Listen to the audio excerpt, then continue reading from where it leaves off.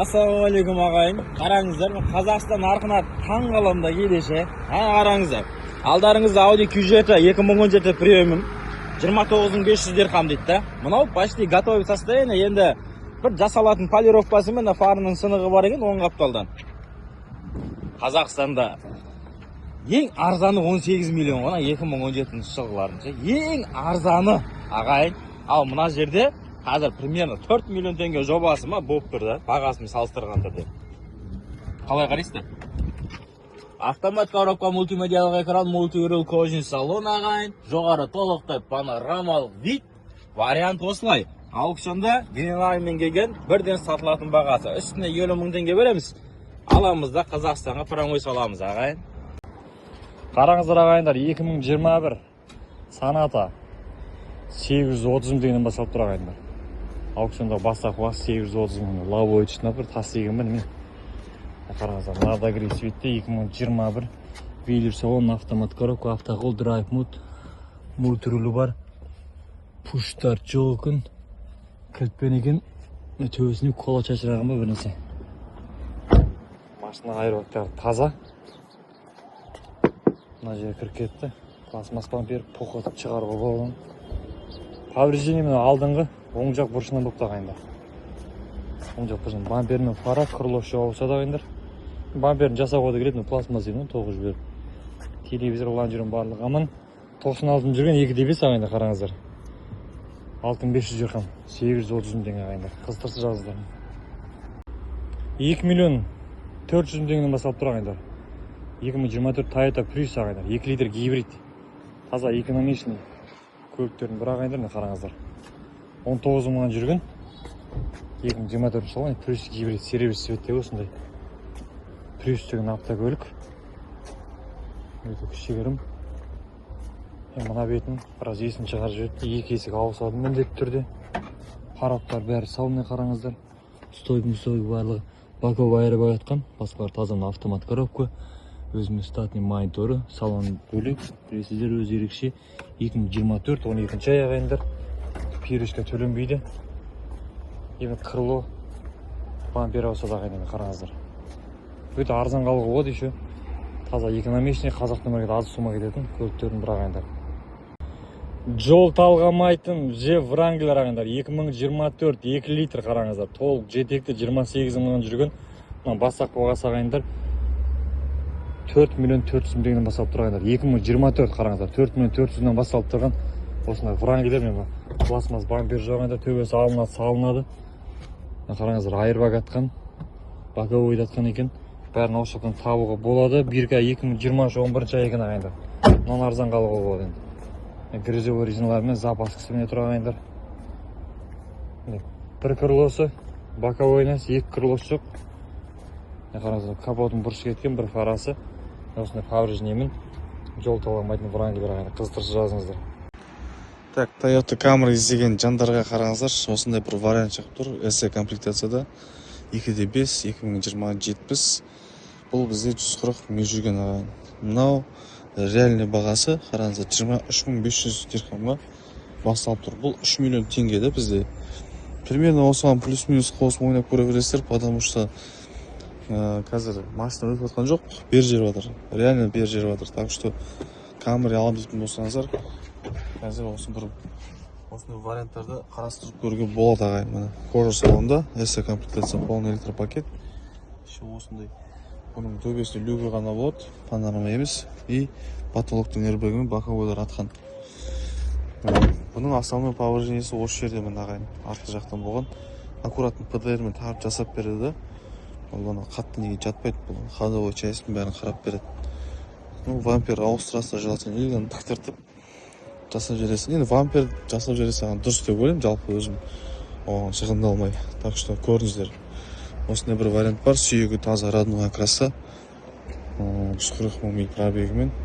Ал бәрі біраз мүмкіншіліктер ғой, Camry жүріп береді. Қызықтырса жазыңыздар. 11 миллионнан басталып тұр. BMW 2024 ағайындар. X5 S-Type 40 ай дейтін қараңыздар. Алдыңғы жағында решет түсі кеткен екен. Бастақтар сау. 9500 ғана жүрген ағайындар. 3 литровый сервис светте осындай BMW X5 ағайындар қараңыздар. S-Type Көліктің мынаяқтары таза, алдың жағын соққы болған көрсетем. Бесключевой доступ, 360 камера, лобовой проекция, память сиденья, полный электропакет, клавиш сиденья, кожаный салон, мультируль, автомат коробка, пуш-старт барлығы бар ағайындар. Көліктің екі боковой аэробагаждығын ағайындар, полный панорама. Қараңыздар, көлік, кожа салонда полный барлығы. Повреждение міне осы жерде крыло, бампер фар ағайындар, капоты жасауға келеді, қызықтырса жазыңыздар. Cadillac мұның арман деген жігіттеріне қараңыздар, 2015 Cadillac ағайындар, алтыда 2 объемда лонг версиясы мұны 2 миллион 300 мың теңгеден басталып тұр. Аукционда тұрғанда біраз болды ағайындар, өтпей жатыр. Қызығатын адам жоқ, себебі бұл жылы ескі, лобовой проекциясы бар. Боковой нәсін пластмасс сыныпты. Осы беттен соққы болған мұның екі есік жасауға келеді ағайындар, ручкасы. Cadillac ағайындар, бұл жақтар жүр. Почти мусорға айналып бара жатыр. Өйткені жол ескі болғаннан кейін көп адам қызыға бермейді оған. Көлін салон, автомат коробка, сиденьясында аэротратл кетті, 7 орынды, боковой аэротратылған. Мұнан енді арзан қалуға болады. Арзан көлік сұраған ағайындар жасаңыз қалады. 139 мың жүрген екен. Cadillac ескі айт 2015. 4 миллионға бере салады жүрмін. Қызықтарсы жазыңыздар. 830-нан бастап тұрған тағы да бір автокөлігіміз ағайындар. 2020 Kia Optima ағайындар. 2-де 4 қараңыздар. 60 мыңнан жүрген 830 мыңнан бастап тұр ағайындар. Мокросвар светтегі қараңыздар. Полный панорамасымен 5 ключевой доступы бар. Кожаный салонда, память сиденья, полный электропакет, мультируль, автомат коробка барлығы бар. Подогрев сиденьесі, подогрев руля, пуш-старт қараңыздар. Көлік тап-таза, айырбашнесі ашылмаған. Төбесінде панорама. Көліктің артқы жақ бұрышынан ғана кішігірім соққы болған, міне қараңыздар. Осы жерден только бампер ауысады, мына жерін жасауға келеді. Басқа жағын бар тап-таза ағайындар, қараңыздар. 2-де 4 объемда осындай. 66 мың жүрген екен. Қараңыздар, 6500 дирхам, ол дегеніміз 830 мың теңге. Қызықтырса жазыңыздар, Optima ағайындар, қараңыздар. 2020. Так, осыдан 3-4 күн бұрын алдық осының готовый вариантын ағайын. 28 миллионға. Мынау 20 миллионға бастап тұр міне. 158.500 дирхам қараңыздар. 2025 X-Drive 740i 3-литровый полноприводный, еще бұл 457 миль. Әлі 1000 километрге кетпеген, 900 километрдей болып тұр. Ағайын, что там, қалай бұлай? Стоит па? Конечно, стоит. Новую машина ғой, новую машина. X-Drive, как положено, ағайын, қараңыздар, 740i 3-литровый, как раз несі де көп шықпайды. Мынандай бір вариантты жіберіп алыңыздар, бүгін бұйырса. Өте аз жүрілген, ішінде андай экранның пленкаларды алынбаған. Airbag'тан потолок полный. И рульдік атқан ағайын. Қалған жерлер таза, электродоводчиктермен есікті ашу үшін аккумуляторлары қосылып тұру керек, бұл жақта өшіріп тастайды. Повреждение осы бір крыло. Бампер фарасымен бірге аласыздар комплекте. Решеткасы таза. Ауыстырасыздар болды. Машина дайын. Ішіндегі жаңа airbag'тарын білесіздер, бізде арзанға жасап береді. Оригинал десеңіздер оригинал, Тайвань десеңіздер Тайвань. Міне тағы да бір тәтелер қауымына Elantra N-Line қараңыздар. 2022 830 мыңнан бастап тұр. Алдыңғы бампер ауысады міне ағайындар. Бір фарасы міне қараңыздар. Қызыл светтегі 1.6 объемда 74 мың жүрген 2022 6500 дирхам, ол дегеніміз 830 мың ағайындар. Есіктер кішкене майысқан екен. N-Line комплектациясымен қараңыздар. И артында фарасымен бампер ағайындар. Қадокысын тексеру керек. Қараңыздар, арза көлік сұраған ағайындар, мына N-Line деген комплектация білесіздер. Потолок комплектациялардың бірі. Люк, полный электропакет, кожа салон, мультируль, автомат коробка, драйв мод, автохолд, қараңыздар, пуш-старт барлығы бар. Іші деген тап-таза, ешқандай айырбактар ашылмаған. Мына көлікті жібере алмаңыздар.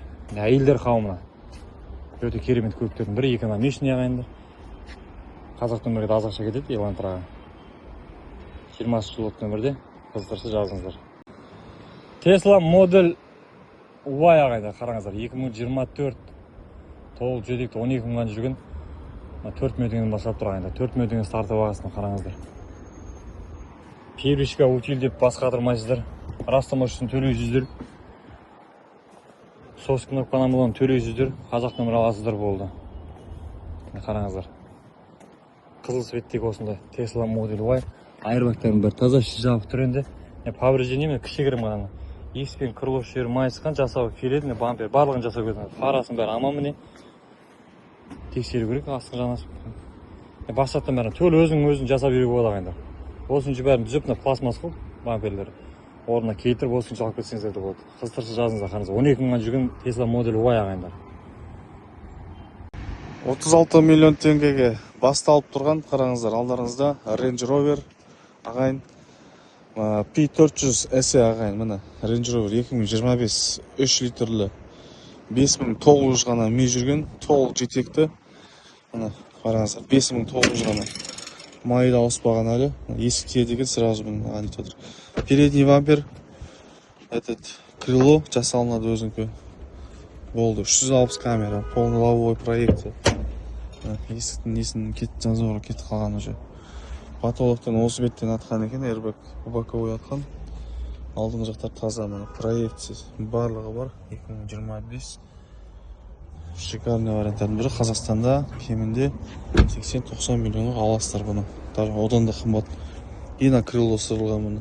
Жасалынатын жері осы. Мына беттер таза ағайын. Мына беттердің бәрі таза. Осындай әдемі варианттардың біреуі бар. Ақ түс, қара түспен жанастырылған. Қызықтырса, WhatsApp-қа өтіңіздер, сұраңыздар, жазыңыздар. Өздеріңіз келіп ойнасаңыздар да болады. Suburban өтпей тұрғанда біраз болды ағайындар. 2021 Chevrolet Suburban 6.2 объемды. Толық жетекті 66 мыңға жүрген, қараңыздар. Бұл 4 миллион 200 дегенде басақ өтпей. 4 миллион 200 басақ болған. Мордасы полный таза ағайындар. Мынау еще ең жоғары комплектациясының бірі, 5 ключевой доступ, пластмасстар ручкалар жоқ. Соқтың артқы жағына болған. Мына жер кішкене майысқан. Артқы бампері, фарасы керек. Арт жақтан бәрі стойкалар бәрі аман негізі көріп. Көрсек, бампер келеді, бір фарасы. Яғни ұсақ пластмасстар бар. 360 камера, 5 ключевой доступ, лобовой проекция, полный электропакетный, кожаный салонда, міне қараңыздар. Лепесток барлығы бар екен, қараңыздар. Скоросты бұл мына жерде болады. Состояниесі идеально, артында монитор мен қараңыздар. 7 орынды, енді ең артында сигналдар жоқ екен. Несін алып тастағанды түсінбедім. Bu жақта запчастардан, Suburban запчастар өте көп. Панорамасымен арғы жақ боковой айырбаг ашылған ағайындар. Оның бәрі орнына келеді, оригинал салынады ағайындар. Оригинал айырбактар bu жақта копейк тұрады. Қызықтырса жазыңдар, Suburban ағайындар. 3 миллион теңгеге басалып тұр, қараңыздар, алдарыңызда Subaru ағайын, Forester Limited комплектация 2025 2.5 литрлі 5000 ғана миль пробегі бар. Осындай қара түсті екен. Subaru Forester енді білесіздер, толық жетекті болады. Бұл көлікті мінгендер біледі кайфын. Енді передний часть мына жерде молдингтары бар, жасалынатын, алынатын. И основной повреждение осы есік. Артқы есік ауысады, алдында есік жасалынады. Есіктер жабық екен. Симметриал деген ағайын, Subaru симметриал комплектациясы жақсы. Мына беттер таза міне. Осы бір есікпен бір несін бұйырса жасап мініп кетсеңіздер болады. Міне кожа салонда, как положено. Полный электропакет. Алдыңғы жақтан airbagтардың бәрі таза. Боковой ар жақтан и полный потолокты қатқан екен. Ағайын. Төбесінде люгімен, как положено.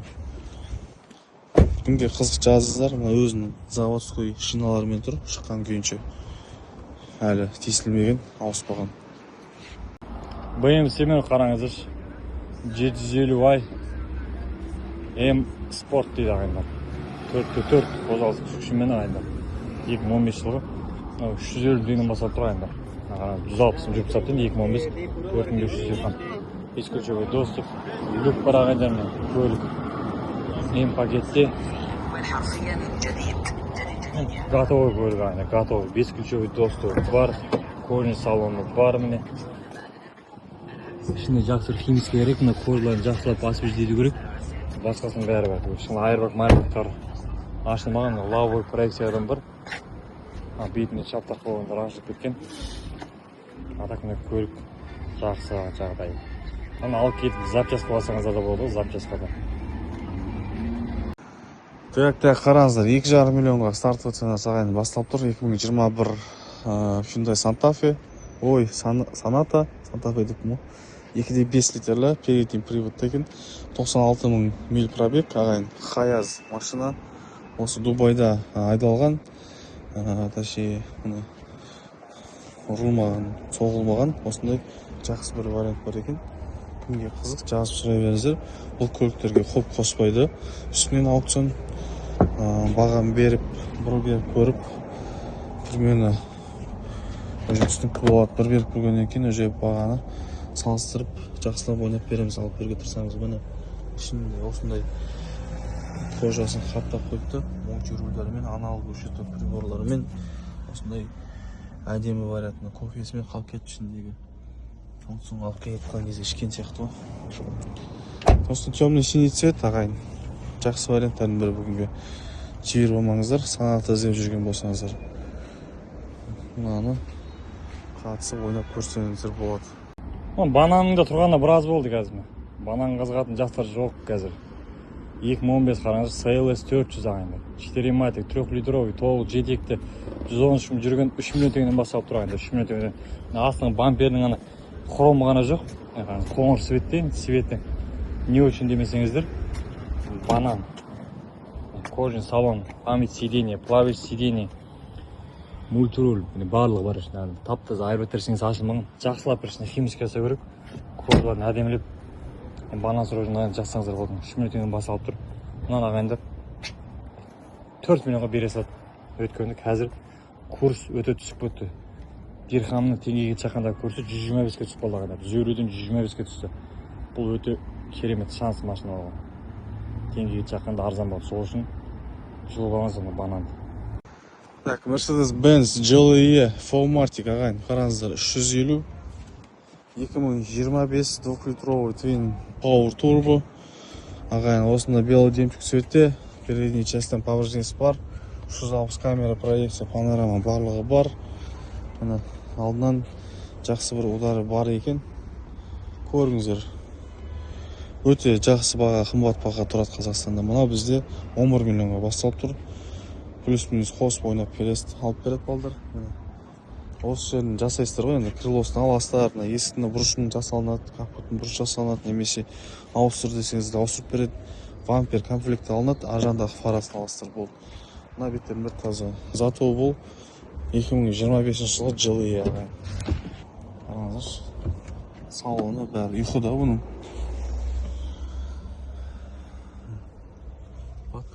Потолок тап-таза, кожа таза, эрбектерінен только рульдікі ғана атқан. Кімге қызық, жазыңыздар, сұраңыздар, GLE іздеп жүрген жандар болса. 5600 ғана пробег, 4MATIC полна приводный. BMW сүйер ағайын қараңыздар. F15 кузовтағы 2017 жылғы 3 литровый BMW ағайындар. X5 87 мыңға жүрген. Бастапқы бағасы 2 миллион 200 ғана басталып тұр. 2 миллион 200-ден басталып тұр. Стартовый сомасын. 5 ключевой доступ, кожаный салонда рөлмен астын қайырып айтқан ағайындар. Лобовой проекциясы бар, мультируль автомат көріп, пуш-старт байлығына қараңыздар. Ішінде біраз заттар жатыр. Боковой айырбак ашылған екен. Қап-қара светі болсын, X5 ағайындар. Арзан сұрап жүрген ағайындар жасаңыздар болды қараңыздар. Көпті арзан қалығы болды. Ұсақтық жасайтын жерлері бар. X-Drive 35 2017. Арзан қалып кетіп болды ағайындар. Көлік қысты жазыңдар. Енді ұсақ тегі жұмыстар бар, примерно 400-500 мың кетеді шығар. Так басқаттан бір таза. 3 миллион 600 мыңнан бастап тұрған Санта-Фе, Холодин Санта-Фе 2025 ағайындар. 3 миллион 600 мыңнан бастап тұрмын. Қазір курс төмендігінде байланысты мынаны арзан сомаға алып кетіп отырмын. Ортаңғы фарасы жоқ ағайындар. Алдыңғы жағынан бас жақтар таза, молниктары жоқ. 14 мыңнан жүрген 2.5 объемда 2025 3 миллион 600 мың теңге ағайындар. 5 ключевой доступта, бірақ соққы артқы жағынан болған ағайын. Артқы жағынан соққы болған. Артқы бампер салынады. Багажын жасауы келеді ағайындар. Багажын жасауы келеді. Астыңғы жағын көрсетуге тиін. Астыңғы жағын ішіне кесіп майыс бағана ағайындар, бампер салыстырып болды. Мына крылосы кішкене майыс қана қараңыздар. Есігі, есік міндетті түрде ауысады. Боковой ручкасымен айнасы жоқ. Кожаный салонда ағайындар. Айырбактар таза, ашылмағанмен айырбактар полный таза. 7 орынды. Өте керемет машинаның бір ағайындар. Бирка бойынша 24-9 екен, пирушка төлемейсіздер. Санта-Фені арзан қалып кетуге болады ағайындар. Қазір курстың түскеніне байланысты көліктердің бағалары қатты түсіп жатыр. Себебі теңгеге шаққанда өте арзан болады. Қараңыздар, әдемі Санта-Фе ағайындар. Нардагри. 2 миллион 300 мың теңге стартовый ценасы. Қараңыздар, алдыңызда Audi ағайын. Audi 2022 жылғы. Бұл бізде A3 премиум ағайын. Не дейді? Премиум 40 бірдеңе Quattro S-Tronic дейді. 2-литровый екен, полноприводный, 34.900 миль пробегі бар. Осында белый жемчуг цветте. Жақсы. Жүретін көліктердің бірі ғой, бұл Audi деген. Салоны. Төбесінде люгі бар.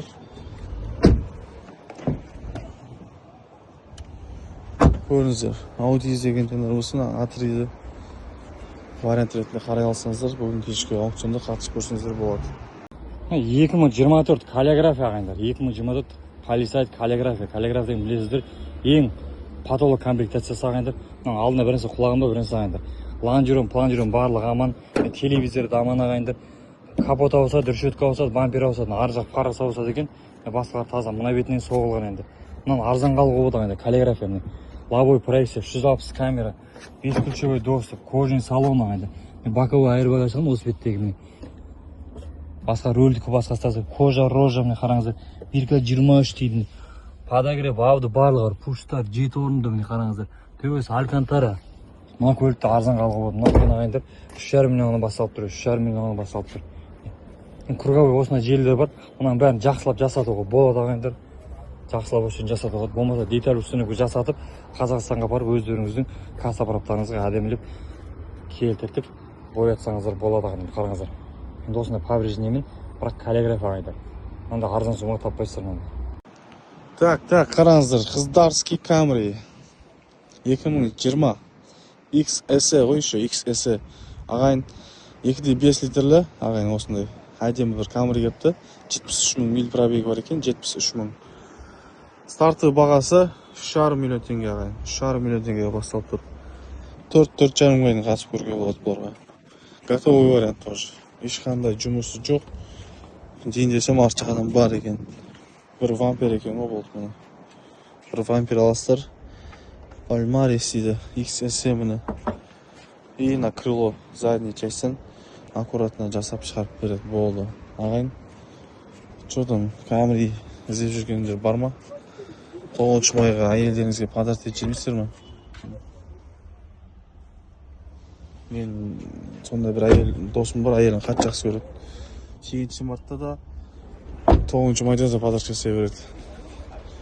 Вот сондай бір атамдар болса көріңіздер, жақсы вариант екен. 1 миллион 800-ден бастап тұр 2020 Kia Sorento ағайындар. Sorento S деген комплектациясы ағайындар 2022 екен, 50 мыңнан жүрген.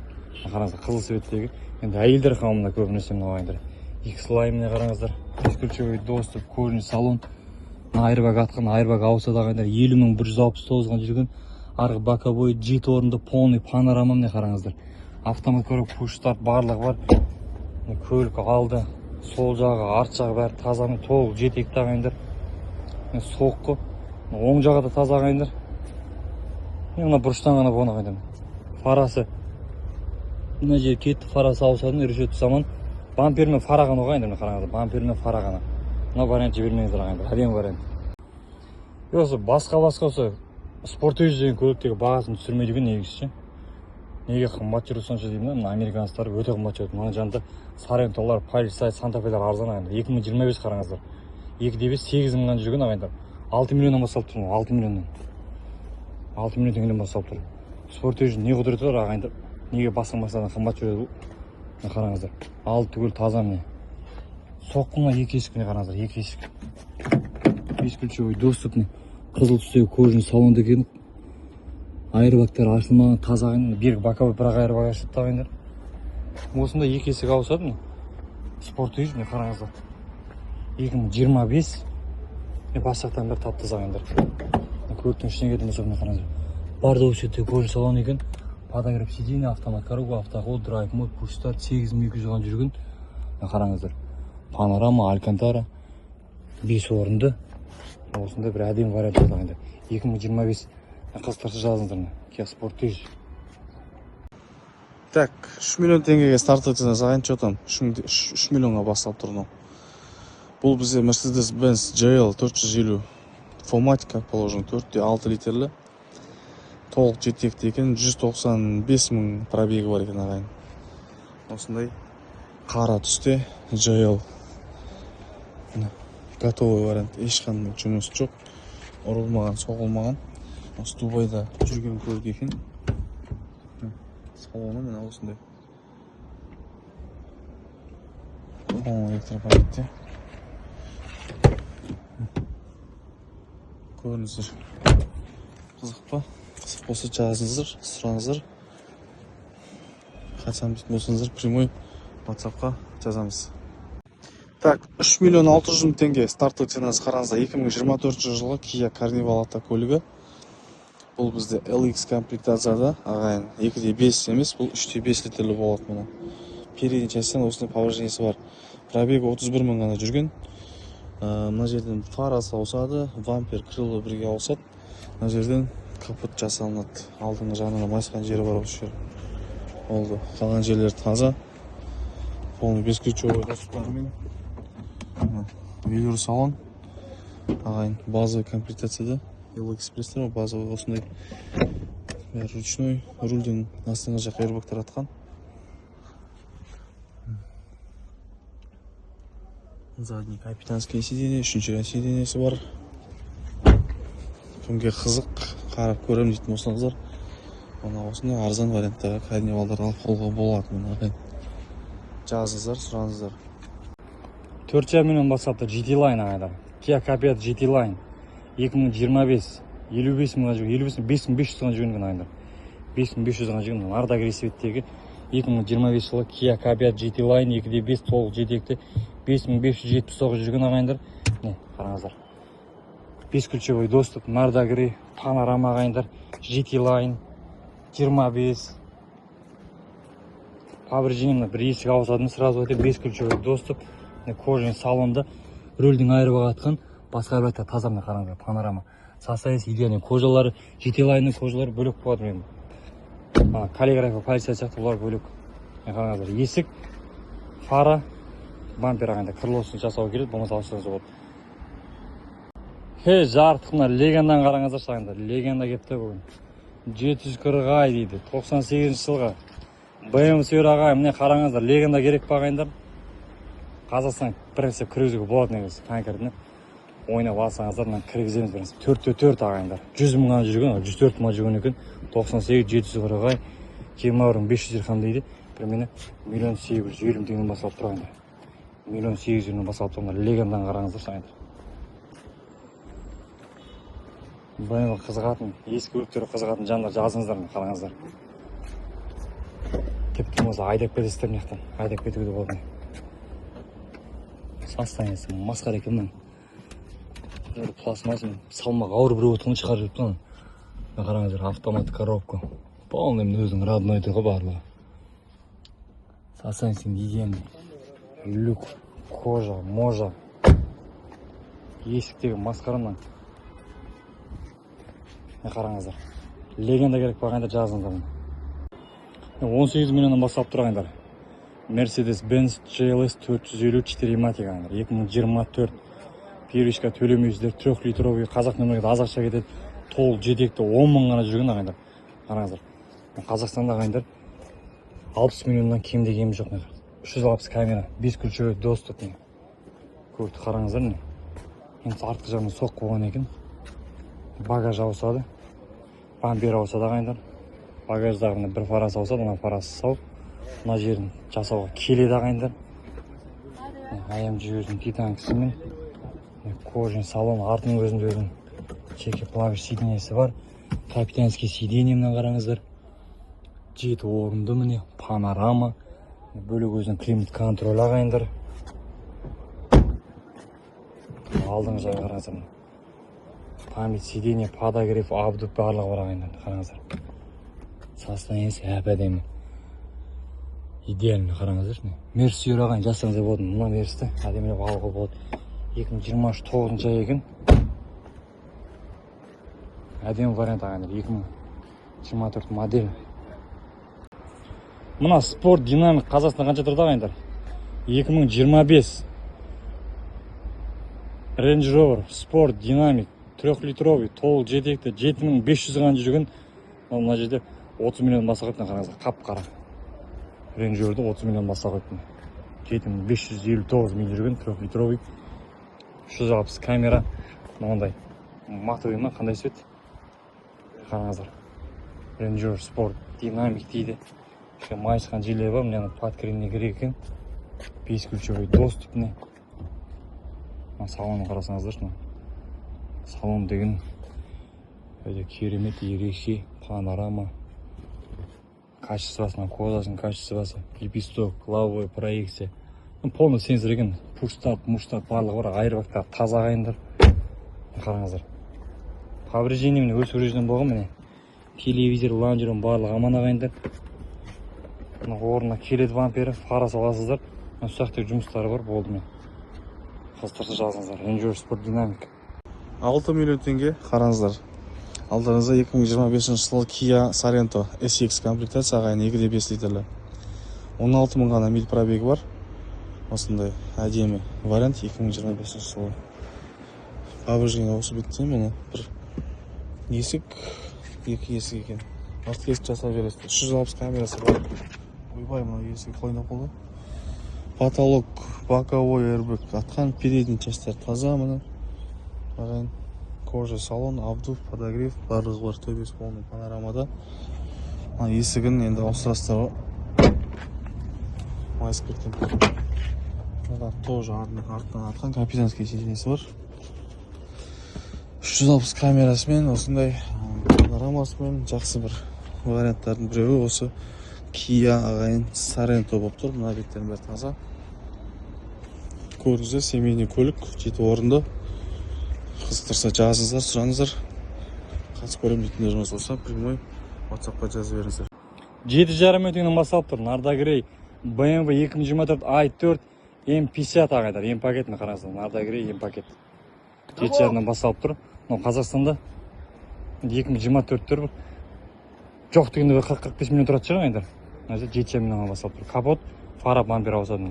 Крылосы сау. Лонжерон, телевизор барлығы аман ағайдар. Лобовой проекция, панорама, 5 ключевой доступ, 360 камера, кожаный салон, рөлдің айырбағымен осы боковой айырбақ атқан екен, міне қараңыздар. i4 ағайындар. Салон деген өте керемет, бойына білесіздер. М пакет көші ағайындар, М пакет. Міне қараңыздар. М50 дейді ағайындар. Полный 5 ключевой доступ, 360 камера барлығы бар. 10.300 ғана жүрген ағайындар. 10.300 ғана жүрген. Қызықтырса жазыңыздар. 3,5 миллион теңге ағайын, мына стартовый ценасы қараңыздар.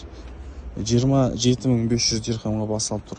Ford Explorer XLT 2.3 литрлі 100 мың пробегі бар. Осындай қара түсте. Бұл көлікті орыс пираттар жақсы мінеді. Біздің қазақ елдердің арасында осының неликвидке қызығатын кісілер бар. Көріңіздер ме вариант ретінде. Жақсы бар. Американский көлік. Шимбер осы, 7 орын, төбесінде потолок полный атқан, airbag боковой атқан. Потому что бұның жанынан боковой повреждениесі бар міне. Крыло бір есік. Пожалуйста, қатсам дейтіндеріңіз болса, WhatsApp-қа жаза беріңіздер. 3 миллион теңге, қараңыздар. 2024 Ford Mustang ағайын. 2.3 литрлі, задний привод 28 миль пробегі бар. Осындай ақ түсте бір есікті болып бар білесіздер. Ішкі состояниесі осындай электронный шток приборлармен ағайын. Автомат коробка, видео салон. Осындай өте үлкен есігі бар. Арт жақтан стопкасын алып салу керек. Повреждение осы бұрыштан болған. Жасалынады, немесе ауысады. Қалған жерлер таза ағайын. Ford іздеп жүрген, Mustang іздеп жүрген бұратындар болса, осыны көріңіздер. 3 миллион теңге старты ценасы 2025 шындай санат ағайын қараңыздар. 2.5 литрлі 28 миль пробегі бар. Осындай қара түссе, передний частен повреждениесі болған. Оған енді аластарда вамперін алып саласыздар. И фара тоже сынған екен, крыло ауысады. Қараңыздар, қара түс. Үйлер салон. Просто комплектацияда бұл ағайын. Арт жақта таза. Осындай арзан вариант керек болса жазыңыздар. Так, 900 мың теңгеге қараңыздар, бас алып тұр алдарыңызда Hyundai. Бұл бізде Tucson, мұны 7,5 мың дирхам, 900 мың теңге болады. 2020 Limited Tucson 2D4 ағайын. Серебристый металлик цветте. Алдыңғы жақтан power женесі болған, мұны передний частьтан power женесі. Осы фара, вампер ауысады. Крылоны аккуратно жасайды. Қайтып 360 камерасы бар, полный бескучевой доступта. Кожаный салон, мульти-руль ағайын. Төбе полный панорамада. Осындай әдемі вариант екен. Память сиденье, плавающий сиденьесі бар, аналоговый щиток приборлармен. Қараңыздар. Кімге қызық жазыңыздар, сұраңыздар. Осындай варианттар керек болса, арзан 900 мың теңгеге Tucson. Кішкене қосып ойнап көре бересіздер. Небәрі 1,5 миллион теңгеден басталып тұрған Toyota Sienna комплектация LA екен. 2019 қараңыздар. 2019 жылы Sienna. 1,5 миллион теңге ағайын. Готовый вариант екен. Ешқандай влажение керек емес. Пластмассасы болмаса, а так четкий состояниесімен велюровый салонда. Салонның өзі кәдімгідей кожаный екен. Арча осындай. Қараңыздар. Мультируль, датчик слепой зоны, барлық бар. Кімге қызық ағайын, брондарын қойыңыздар, кешкі ойнап беретін боламыз. Toyota Sienna ағайын алдарыңызда 2021 XL гибридный 2D5 стартовый бағасы небәрі 5 миллион теңгеден басталып тұрған Sienna қараңыздар.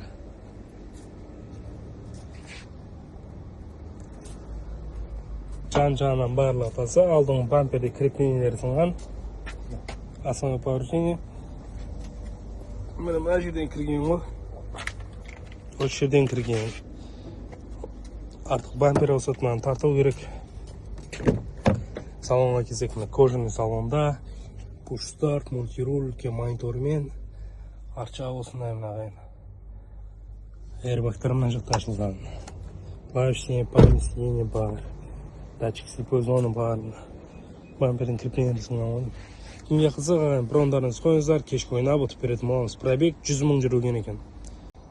Mercedes GLE ағайын алдарыңызда 2020 Formatic GLE 350 полноприводный 2-литровый бастапқы бағасы небәрі 4 миллион теңгеден басталып тұрған готовый вариант GLE десем, мына есіктен повреждениесі бар екен қараңыздар. Есік майысқан, бірақ жөндеуге келеді. Порогты мына пластмассасы ауысады, а так есік жарайды. GLE 350 есік майысқан, жөндеуге келеді. Салонға кезек кожаный салонда, airbag мына жақтан сиденьеде мына ашылған, мультируль, пробег 71972, климат контроль, круиз контроль, подогрев, обдув бәрі бар, арча осындай төбесі панорамный крыша. Кімге қызық ағайын, брондарыңыз қойыңыздар, жұлатындай вариант екен. Hyundai Palisade ағайын алдарыңызда 2021 жылғы 3D8 полноприводный каллиграф. Мына қараңыздар, повреждениесі осы жерде болған, крыло, бампер, там барлық жер таза. Әдемі осындай подсветка, салонға кезек молочный кожаный салонда, мультируль, лепесток, проекция, подогрев, обдув, арча осындай капитан сиденьемен. Пробиркелер таза 20 бір. Кімге қызық, брондарыңыз қойыңыздар, бастапқы бағасы небәрі 3 миллион теңгеден басталып тұрған Palisade. Toyota Sienna комплектация L гибридный 2D5 ағайын 2021 қараңыздар. Бастапқы бағасы небәрі 5 миллион теңгеден басталып тұрған Sienna 2021. Повреждениесі ана жақ бетінен болған, airbag ана жақта ашылған мына. Мультируль, мониторымен ашын. Климат контроль, круиз контроль бәрі бар. Аршығы повреждениесін кезек мына жақ бетінен болған. Осы жағын артқы есіктен басып сырылған, осы жерден болды. Мына жер майысқан, артқы есік жарайды. Кімге қызық брондарыңыз қойыңыздар, кешкі ойнап көреміз. Lexus RX 350H ағайын алдарыңызда 2,4 полноприводный, бастапқы бағасы небәрі 10 миллион теңгеден басталып тұрған RX міне. Әдемі осындай серебристый цветте, power женесі міне. Алдыңғы есі жарайды, артқы есі на замену, пустышка. Салонға келсек.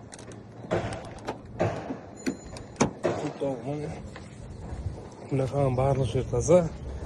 RX 350.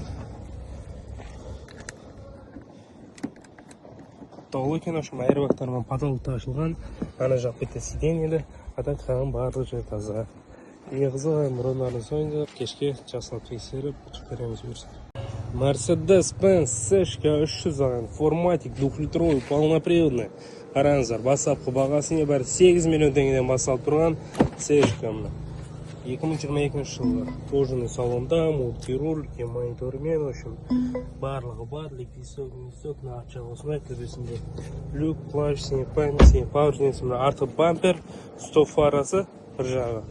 Ол қан барлық жер таза. Кімге қызық, бұрындарыңыз қойыңыздар, кешкі ойнап ұтып береміз. Toyota Camry 75 ағайын алдарыңыздар. 2024, 2,5. Кожаный салонда, тироль, лепесток, монитормен, в общем, бәрі бар, арча осындай, айырбақтар ана жақ бетінде ашылған, потолықта сиденьеде, поберке 2023, 12 ай, қараңыздар.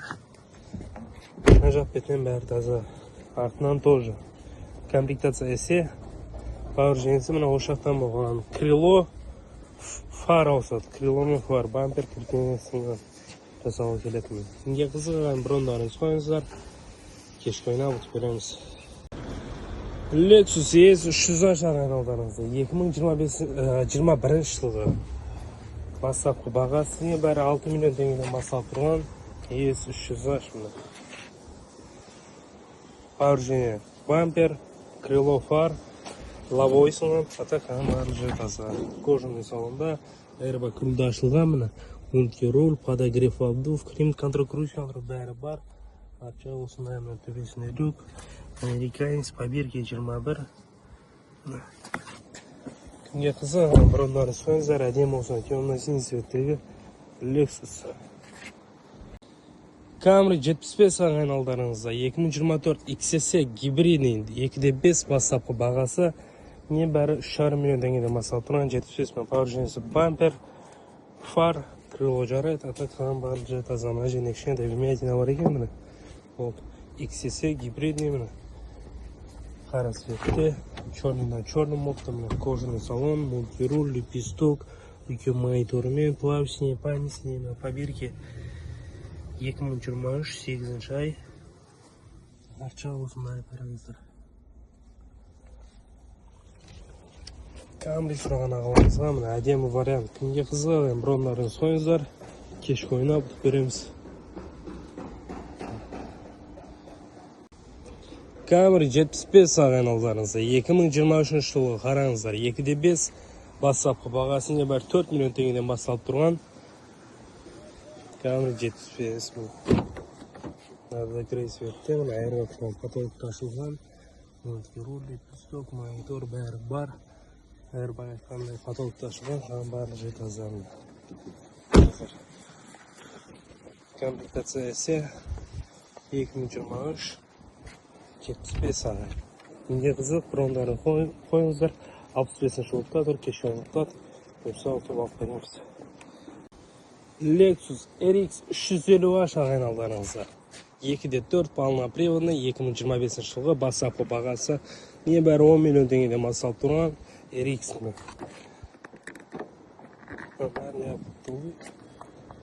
Мына жақ бетінен бәрі таза, мына қараңыз алдынан тоже power женесіне келсек.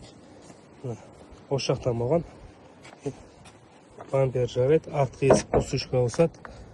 И пароктың пластмассасы ауысады. Қалған барлық жер таза. Әдемі осындай ақ цветтегі RX. Кімге қызығын бұрындарын сойыңыздар, кешкі ойнап ұтып береміз.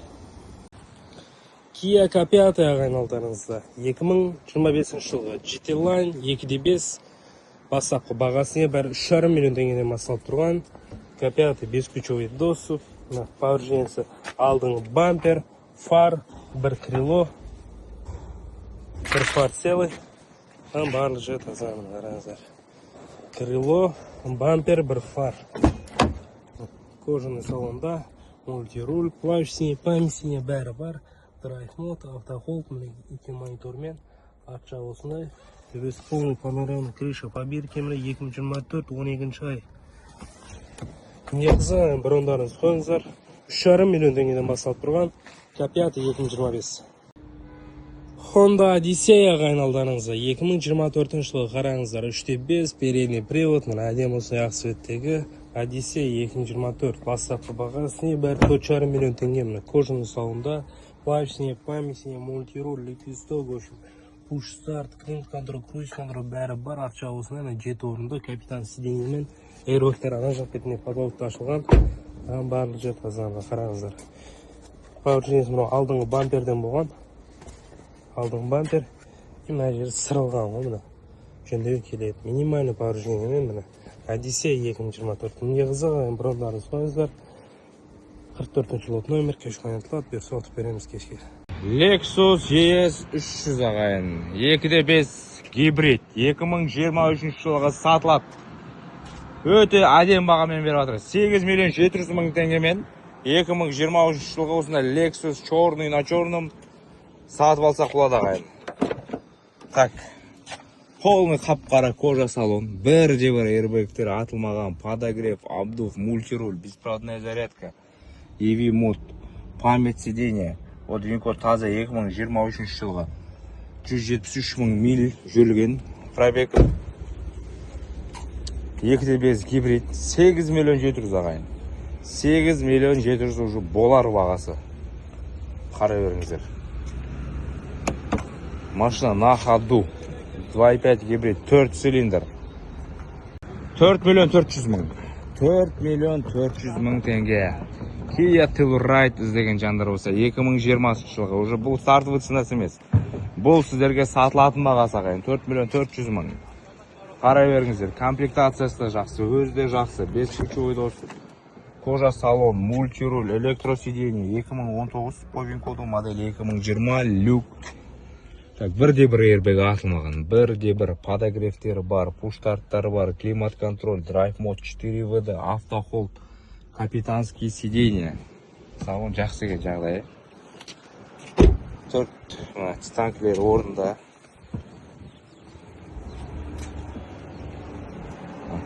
Соққы өш жерден болған мұны. Алдыңғы крыло, ходовкасын қараймыз, есіктерін жасаймыз. Дөңгелегі ішінде бар. 5,5 миллион теңге. 5,5 миллион теңгеге S-класс 2015 қалай былайсыздарға? Сатылатын бағасы 5,5 миллион теңге. 4.7 қозғалтқыш көлемімен V8 8 цилиндр ағайын. S-класс соққысы үш жерден болған. Көріп тұрғандарыңыздай үш жерден жасаймыз, істейміз. Полный панорамада. Кожа салонымен. Ағаш руль осындай. Память сиденье. Бірде-бір airbagтері ашылмаған. Винкод 14, 4 ай модель 2015 жылғы. S-класс корабль. 122 мың пробег. S550. Артқы привод. Полный барлығы электрический. S-класс. Жасайтын жерлерін жасап, дисктерін реставрация қылып, вложение ауыстыратын дүниелерін ауыстырып, 5,5 миллион теңге ағайын тұрарлық автокөлік. 5,5 миллион. Сатылады ағайын, сатылады. Бұл вариант сіздер үшін сатылады. Lexus LX 600. 2024 жылға 20 мың пробегімен. Ұрылмаған, соғылмаған, тап-таза вариант. 49 миллион теңге ағайын. 49 миллион. Лобовой проекция. 360 память сиденье.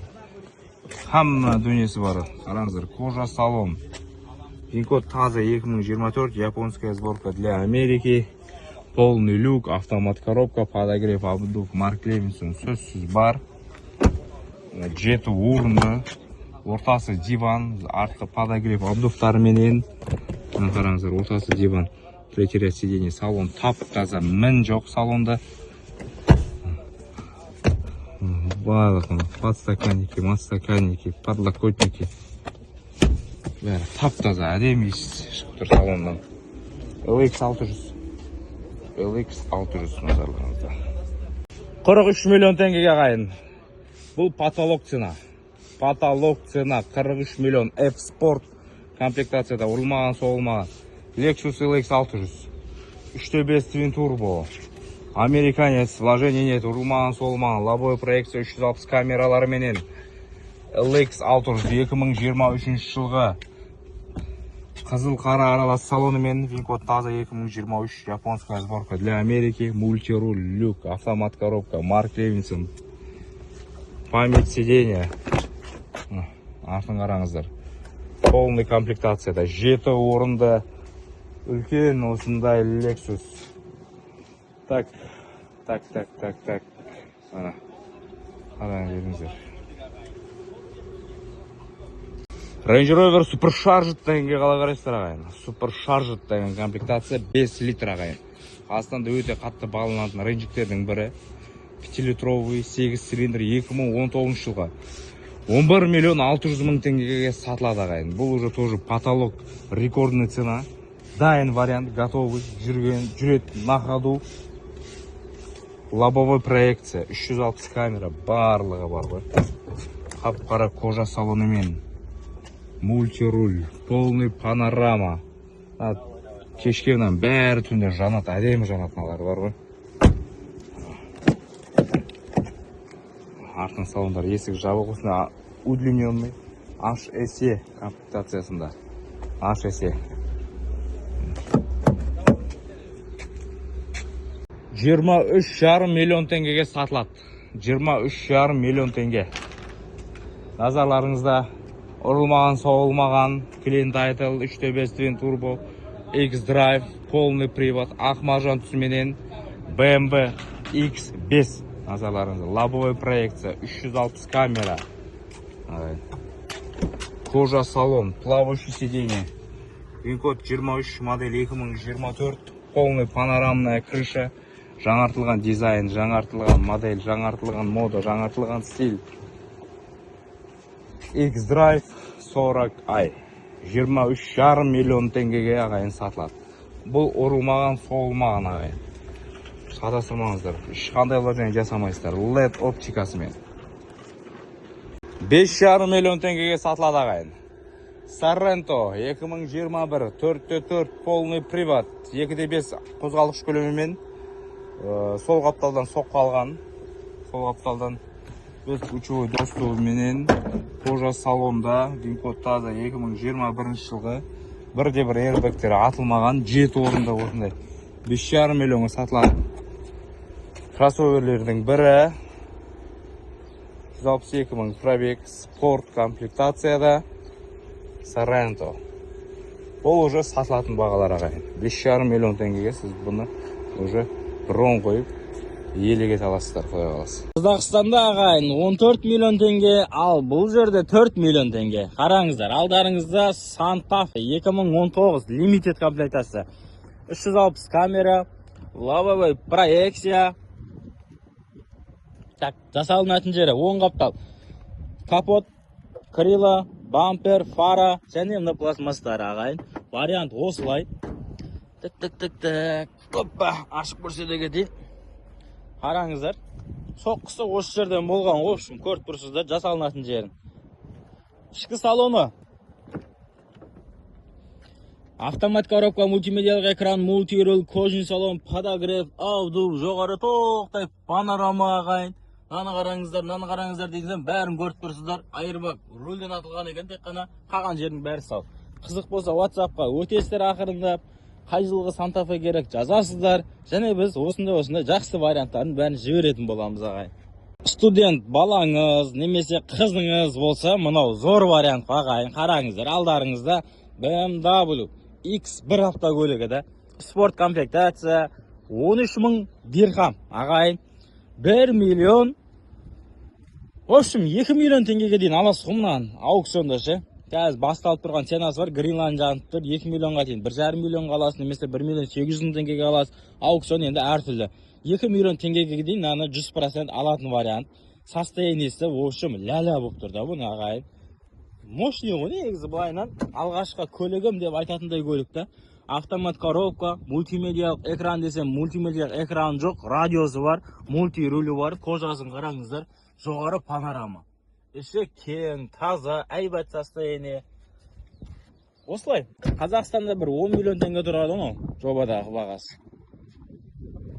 5 миллион 700-ге осындай арзан варианттар шығып жатыр, что там ағайын, сатылады. Land Rover Discovery SE 3 литр бензин, 90 мың пробег ағайын. 2020 жылға 5 миллион 700 мың теңгеге сатылады. Осындай үлкен Discovery. Кожа салон. Полный панорама. Мультируль, автомат коробкасы да. Капитанский сиденье емес, ортасы диван. Состояние өте жақсы екен. Черный на черном. Discovery 5 миллион 700 мың аластар ғой. 5 миллион 700 мың теңгеге. Что там? Қалай былай? Discovery. Тағы бір Discovery, бұл уже кішкентай уже варианты. Компактный Discovery Sport A6E. Так, сатылатын бағасы 2 миллион 200 мың теңгеге сатылады ағайын. 2 миллион 200 мың теңге 2017 жылға. Мұндай баға вообще болмаған ғой. Оны есік крыло жасайсыздар, алып тұру керек. Ешқандай airbagтер атылмаған, қап-қара кожа салонда. Ол винкод таза 2017 жылға, көріп тұрғандарыңыздай. 2 миллион 200 мың бұл потолок қой, потолок ағайын. 2 миллион 200 мыңға. A6E комплектацияда. Sport Range Rover ағайын. 2 миллион 200 мың. Үлгеріп қалыңыздар, бұрын қойыңыздар. 2 миллион 200 мың теңге бұл. Сұмдық енді баға бұл. Осы минивендердің бағасы қатты түсті ағайын. Қараңыздар, алдарыңызда бұлай қараса готовый вариант сияқты мынау. Орылған соғылған жер көрінбей тұрды. Ағайын, мынау 2017 жылғы Kia Sedona 3.3 литрлі 13 мың дирхамнан старт етіп жатыр. Green Line және бұның сатылатын бағасы сонда 1 миллион 1 миллион 800 мың теңге, 1 миллион 900 мың теңгеге мынау сатылатын вариант. Вариант қызық болса WhatsApp-қа өтесіздер, жазасыздар. Дым жасатуды талап етпейді. Просто аласыздар, сыртын жақсылап полировка жасайсыздар, өздері көрдіңіздер ме? Болды. Сонымен Қазақстанда рахатыңызға мінетін вариант. Так, автомат коробка, мультимедиялық экран, мультируль, кожаный салон, подогрев ағайын, артқы орындықтар. Біз байланыстамыз. Тағы да бір әдемі S-класстардың бірі 2016 сатылады. Бұл комплектациясы мощный екен. Полный комплектация, лобовой проекция, 360 камера, панорамаларымен. Так, 5 миллион 700 мың теңге сатылатын бағасы. 5 миллион 700 мың теңге ағайын. Полный қап-қара кожа салонда, винкод 15, модель 16. Полный панорамный крыша, беспроводной зарядка, титандық диска, S550. Көріп тұрғаныңыздай. Қалай бұлай? S550 көріп тұрғандарыңыздай. Қалай бұлай? V8 мотормен 4.7 сатылады. 5 миллион 700. Бұл енді потолок баға болмай немене енді қараңыздар. 4 миллион 200 мың теңге. Бұл автокөлік сатылады. Range Rover HSE удлиненный, классический варианты. 360 камерасымен. 2014, 167 мың пробег. 3 литр twin turbo. Қарай беріңіз. Серебристый металлик түсімен. 6 цилиндр. Кожа салон. Плавающий сиденьелары. Панорамалары. Хамма дүниесі бар ағай. 2014 жылғы Range Rover HSE назарларыңызда. HSE. Титановый диски бәрі на месте. Лобовойын ғана ауыстыру керек. Қалған жерлерін бәрі тап-таза отыр. Кішігірім мынандай космический вложениялары бар. 3-литровый. 3-литровый. Қараңыздар. Супершаржик 3 литра. Шок цена дейсіздер ғой. Мына сіздерге шок цена. Элитный VIP кроссоверлердің бірі. GV80, GV70 емес, GV80 автокөлігі. 2.5 турбо. Полный комплектацияда. Полный приватта. 2024 жылға 11 миллион 600 мың теңгеге сатылады ағайын. 11 миллион 600 мың теңгеге сатылады. Қараңыздар. по меходу 23, модель 24, полный кожа салон, панорама, мультируль, автомат коробка, камера, 360 память сидений, 360 камерасы бар. Артынға стеклолар сынған екен, ішінгі салон краска шашқан ба, вандализм ба, карфакс сондай ше мүмкін. Машина целый, артынғымен айнегі сынған, 33 мың ғана пробег, АВД, полный привод, GV80. Почти готовый вариант. Дәл осылай жібер десеңіздер, жібере саламыз. Вот Genesis. Так, под капотом турбовый мотор 2.5 турбо. Что там ба? Что там? Бүгін осы әдем баға 11 миллион 600-ге алсаңыздар болады. Қазақстанмен салыстырмалы түрде ағайыншы мыналар тегін болып жатыр ма? Қалай болып кетті өзі? Қараңыздар, 2025 жылғы BMW X5 79-ның 500 дирхам Greenline ағайын 1 миллион 500 мың теңге Greenline болып тұрды. Мынаған егер ешкім таласпаса, үстіне 100 мың теңге бересің, аласында кетесің вариант. Ағайын, сатылатын вариант, жасалынатын жағы. Мына оң қаптал, фара, бампер. Так. Фара, бампер. Мына жерде чут-чут андай іздер бар екен. Арты майысқан, багажник. Есік, осы оң қапталдан алдыңғы есіктің майысқан көріп тұрсыздар. Жасалынатын жері, в общем, ағайын, минимализм ба сондай ғой. Қараңыздар. Автомат коробка, мультимедиялық экран, мультируль, кожаный салон, 360 камера, лавовый проекция, жоғары толықтай панорама. Вариант осылай. Қызық болса, WhatsApp-қа өтесіздер, жазасыздар, бізге байланысқа шығасыздар, аукционға қалай қатысам деп айтасыздар, біз аукционға видео қоңырау арқылы қатысамыз ағайын. 5 миллион 400 мың теңгеге сатылады ағайын. Чо там? GLS 450 3 литр Twin Turbo 2017 сол қапталдан соқ қалғаннан осы жерден 2 есік, крыло, бампер, фара, капот, подзамену кетеді. Бағасы затына сай, камера 360, 7 орынды, кожа салон, боковой эрбактар атылған. Винко таза 2016 жылға 5 миллион 400 мың теңгеге ағайын осы автокөлік сатылады. Уже фиксированный ценамен осы баға жыл алып кетсек болады. Полный панорама, кожа салон, рыбка кілет, подогревтермен, парктрониктермен, ортасы диван, задний подогрев деген сияқты. Белый жемчуг, Mercedes-Benz GLS. Ағайын, Қазақстанда 45 миллион теңге тұратын автокөлік алдарыңызға аукционға келіп тұрды. Қараңыздар, 2023 жылғы BMW X5 автокөлігі 119 мың дирхамға Greenline жаққан. Greenline деген мына көлікке ешкім таласпаса, бар болған үстіне 50 мың теңге береміз, аламыз, кетеміз. Ағайын, сонда мынау примерно 15 миллион немесе 16 миллион жобаға аламыз. Енді салыстырмалы түрде есептеп көріңіздер. Қазақстанда 45 миллион теңге, ал мына жерде 16-15 миллион теңге. Қалай қарайсыздар мына вариантқа ағайын? Так. Енді кейбір адамдар ағайын деп айтпашы деп, сонда да ағайын қараңыздар. Автомат коробка, мультимедиялық экран, мультируль, кожаный салон, подогрев, аудио, 360 камера, лавовый проекция. Ішінің жағдайы ләлі. Қалай қарайсыздар енді? Тағы да бір айтайын.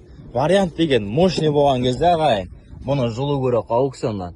Осы қызық болса WhatsApp-қа өтесіздер, жазасыздар, біз хабардамыз, байланыстамыз. Так, 5 миллион 600 мың теңгеге Telluride сатылады. 2020 жылғы полный привод 3.8. Так, почти готовый вариант. Таблеткасын ауыстыру керек. Линзовый оптикасымен 5,5 миллион теңгеге сатылады. Ағайын. 5 ключевой доступтары бар. Кожа салон, подогрев бар, драйв модтары бар, люгі бар, датчик слепой зоны бар.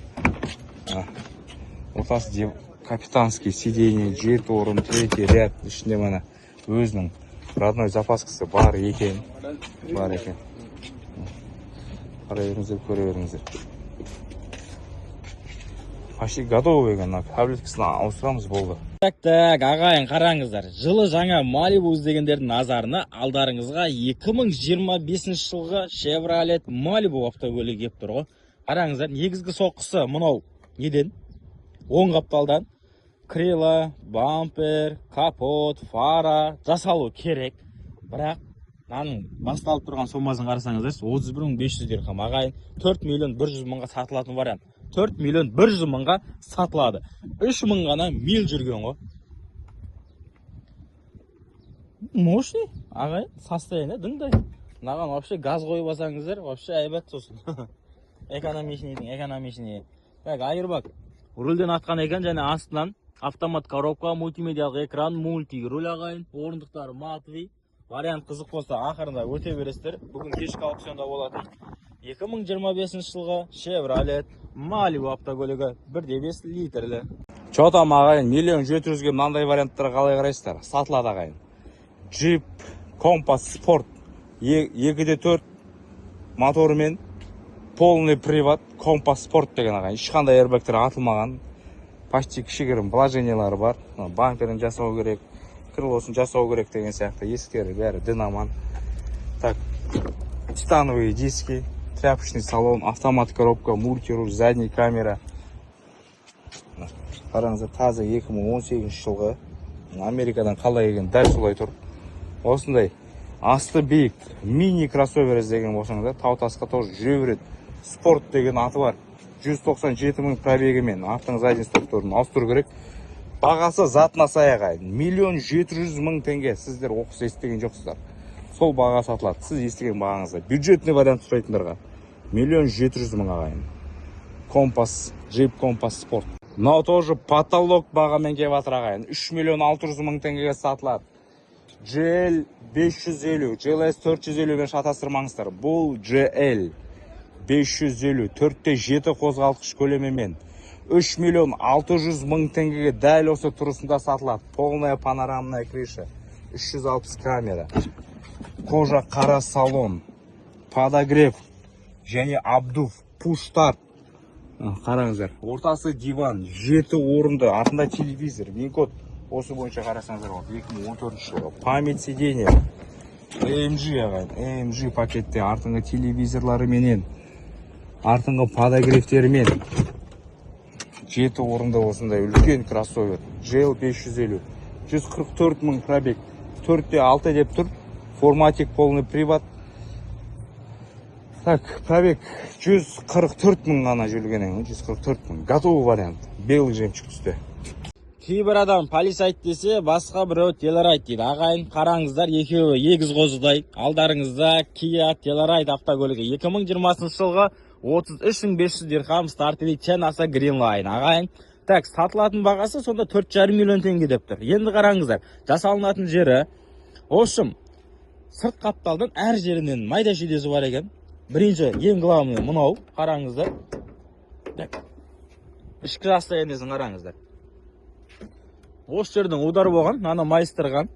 Одан бөлек, ана сол қапталдан, есік сырылған бірдеңемен. Қараңыздар. Ішкі состояниесі, айырбак, рульден астына атылған автомат коробка, мультимедиялық экран, мультируль, кожаный салон, подогрев, жоғары люк ағайын. Қараңыздар, дәл осылай. Так, басқа артқы қапталдан келсек, жақсы. 10 қапталдан және жасалынатын жері бар. Есікті көрдіңіздер ма? Ішке қарай самалмайсқан. Вариант осылай, ағайын. Аукционда кез келген көлікті өз бағасын алуға болады. Мынау сол көліктердің бірі. Қызық болса WhatsApp-қа жазасыздар, біз байланыстамыз. Бұл машина қызғатындар бар ма екен, жоқ па екен, нақты айта алмаймын ағайын. Енді сонда да для любителей PH i4, былайша айтқанда 4, бірақ электрический варианты. Электрокар PH сатылатын бағасы 12.700.000 теңгеге сатылады. 2025 жылға ағайын, 2025. 2.000 пробегімен. Белый жемчуг. Қараңыздар, төбесіне полный панорамный люк. 5-ключевой доступ, 4-дверный, осындай үлкен электрический седан. Винкод осы бойынша қарасаңыздар болады. Airbagтері таза, состояниесі жақсы. i4 E-Drive 40 ай. Мына өшірден болған екен, кешіресіздер. Өшірден артыңғы бамперін жасау керек. Бағасында өте сай. Бұны қымбат сатыватқан 15 миллиондарға. Қазір түсті 12.700.000-ге түсті. 15 миллионнан 12.700.000 теңгеге түсті ағайын. 12.700.000. Уже сатылады, фиксированный ценасы.